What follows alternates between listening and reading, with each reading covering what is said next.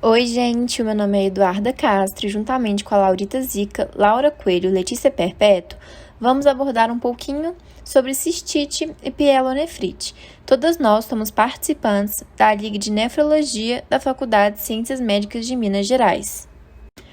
Antes da gente falar um pouco mais sobre essas patologias, é importante a gente explicar o que é cada uma delas. A cistite e a pielonefrite, elas se caracterizam como uma infecção urinária, podendo comprometer somente o trato urinário baixo, o que vai especificar o diagnóstico de cistite, ou ela pode afetar tanto o trato urinário inferior e o superior de forma simultânea, sendo denominada de infecção urinária alta, ou também de pielonefrite. É importante mencionar que habitualmente as cistites são infecções não complicadas, enquanto as pielonefrites, ao contrário, são mais complicadas, pois em geral elas resultam de uma ascensão de micro-organismos do trato urinário inferior e estão frequentemente associadas com a presença de cálculos renais. Agora, vamos falar um pouco sobre os fatores de risco. É importante ressaltar que são diversos os fatores que podem levar uma pessoa a estar predisposta à infecção da cistite e pielonefrite. Primeiramente, iremos falar sobre a cistite. A maior susceptibilidade à infecção no sexo feminino é devido às condições anatômicas, ou seja, a uretra mais curta e a sua proximidade com a vagina e com o ânus. Outros fatores que aumentam o risco de infecções do trato urinário nas mulheres incluem episódios prévios de cistite, o ato sexual, o uso de certas geleias espermicidas, a gestação e o número de gestações, o diabetes no sexo feminino e a higiene deficiente, mais frequentemente em pacientes com piores condições socioeconômicas e obesas. Já no adulto do sexo masculino, favorecem a infecção do trato urinário a instrumentação das vias urinárias, incluindo-se o cateterismo vesical e a hiperplasia prostática. Nos idosos, as taxas de infecção do trato urinário também são elevadas. As taxas de infecção do trato urinário são bem maiores nos homossexuais masculinos, estando relacionadas com a prática mais frequente de sexo anal não protegido. Nos indivíduos com vírus HIV, a infecção por si só é um fator de risco para a infecção do trato urinário. Bom, agora sobre os fatores de risco da pielonefrite. Já os fatores de risco para o desenvolvimento da pielonefrite incluem o sexo feminino, devido à anatomia feminina, como citado anteriormente, alterações anatômicas do sistema urinário que vão gerar obstruções ou refluxo vésico-ureteral, favorecendo a proliferação de bactérias. Além disso, a gravidez, o uso prolongado de catéter vesical e o aumento da próstata também podem gerar um atraso do fluxo da urina, aumentando os riscos de adquirir pielonefrite.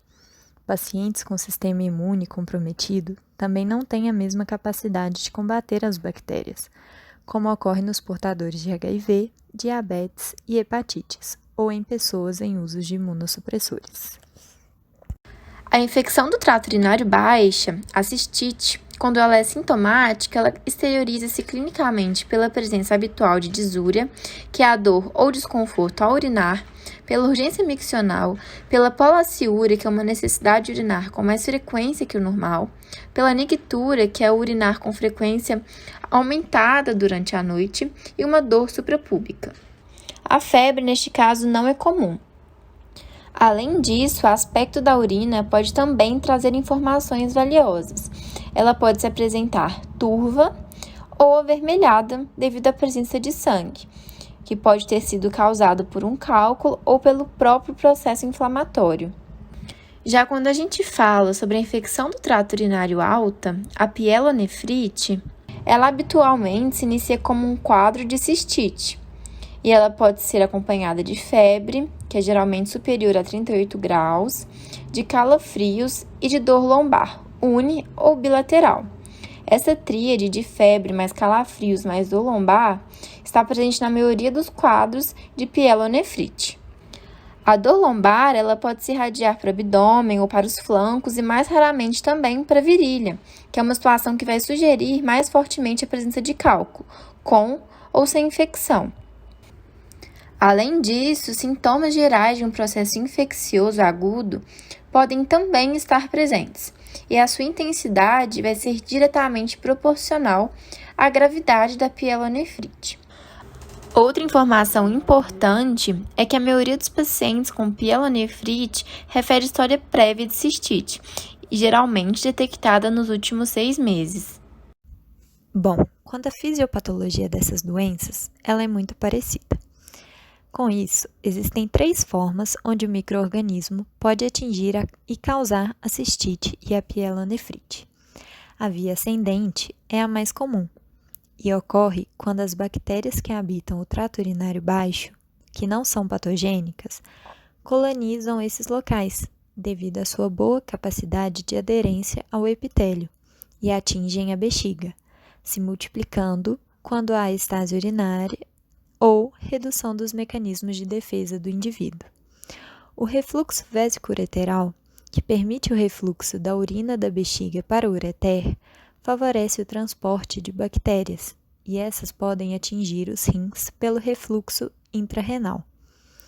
A outra via responsável por essa infecção do trato urinário é a descendente ou hematogênica, que ocorre quando um patógeno que já está causando infecção em outro local do corpo, por exemplo, uma endocardite infecciosa, alcança o sistema urinário por meio da disseminação pelo sangue. Por último, na via linfática, ocorre disseminação por meio das vias linfáticas. Vale ressaltar que as infecções do trato urinário podem ser causadas por inúmeros micro-organismos patogênicos. No entanto, a etiologia bacteriana tem maior prevalência. Os agentes etiológicos mais envolvidos com a infecção do trato urinário adquirida na comunidade são a Escherichia coli, Staphylococcus, Enterococcus e algumas espécies de Proteus e Klebsiella. Agora, vamos falar um pouco sobre o diagnóstico da cistite e da pielonefrite. Para o diagnóstico da cistite, além do quadro clínico, na anamnese, a ocorrência prévia de quadros semelhantes, diagnosticados como infecção urinária, devem ser valorizados. Também podem ser solicitados exames laboratoriais que auxiliam no diagnóstico. O exame de urina, com sedimento urinário, irá favorecer dados que praticamente confirmam o diagnóstico de infecção do trato urinário, como a presença de piúria, leucocitúria, de hematúria e de bacterinúria. Os valores encontrados são habitualmente proporcionais à intensidade da infecção. Já a cultura de urina quantitativa ou urocultura, avaliada em amostra de urina colhida assepticamente, jato médio, poderá fornecer, na maioria dos casos, o agente etiológico causador da infecção e trazer subsídio para a conduta terapêutica. Bom, o diagnóstico da pielonefrite é, geralmente, realizado pelo exame clínico e complementado pela avaliação laboratorial. O sedimento urinário pode revelar leucocitúria, hematúria, proteinúria e nitritos, além de cilindrúria. A cultura deve revelar um crescimento de 105 colônias por ml. O hemograma apresenta leucocitose e aumento da proteína C reativa. Os exames de imagem são sempre recomendados, principalmente para os que requerem internação hospitalar, para diagnosticar anormalidades do trato urinário e acompanhar o possível desenvolvimento de complicações. É necessária, inicialmente, a realização da ultrassonografia renal, que indicará outros exames como tomografia computadorizada, ressonância magnética e uretrocistografia miccional. Bom, para o tratamento da cistite, embora existam vários protocolos para o tratamento com antibióticos, que podem variar de acordo com a preferência do médico, devem-se experimentar, primeiramente, drogas de menor custo, também evitando o uso descontrolado de antibióticos, o que pode implicar resistência bacteriana, uma das grandes causas de recorrência de infecção. Há um consenso quanto ao tratamento das infecções urinárias, de que, para a cistite, o tratamento de 3 dias é tão efetivo quanto o prolongado de 5 a 7 dias, além de provocar menos efeitos colaterais gastrointestinal, rash, vaginite e contemplar um menor custo.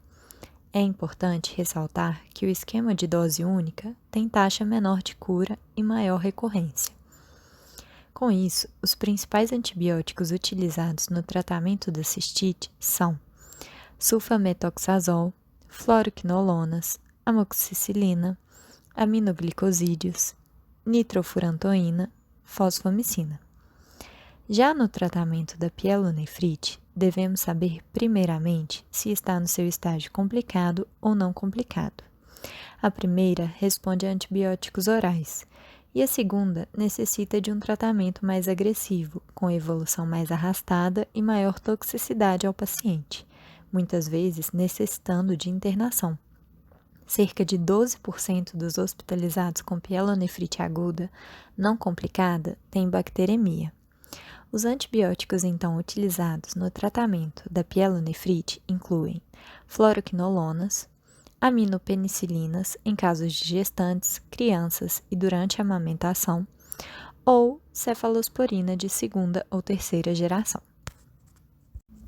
Essa foi a nossa apresentação sobre cistite e pielonefrite. Somos acadêmicas da Liga de Nefrologia da Faculdade de Ciências Médicas. Muito obrigada. Segue os slides com as nossas referências.